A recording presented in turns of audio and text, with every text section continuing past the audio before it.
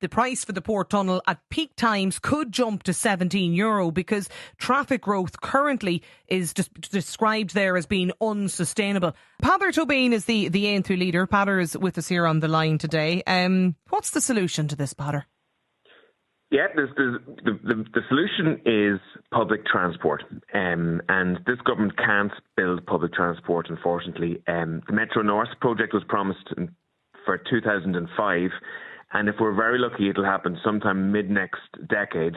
There's 300 million spent on it, and there hasn't been a shovel put in the ground. The Navan to Dublin rail line, which was promised in 1994, it won't happen till at least the middle of the next decade. People would have started work when that project was promised and will be retired by the time it's finished. And that's the reason why Dublin is grinding to a halt at the moment, is the inability of this government to build infrastructure. Like, the average speed now of cars in Dublin is slower than it was in the 1860s with horses and carts.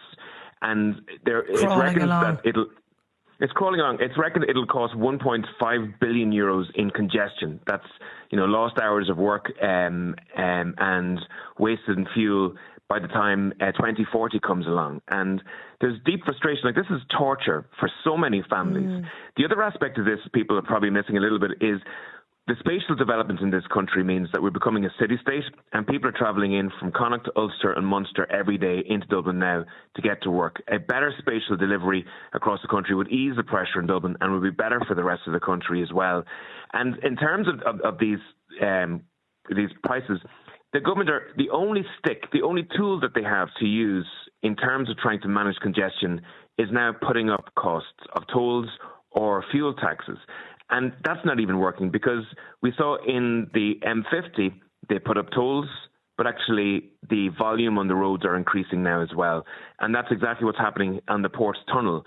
And unless the government get it together in terms of delivering proper public transport, families are cursed to deal with this for the next 20 or 30 years. I have a particular frustration with this because I'm the chair of the Meath on Track campaign, trying to get the rail line built to get into the city. 60,000 people in Meath use a car every day. They would take the right arm off you to be able to use a train to get into the city centre.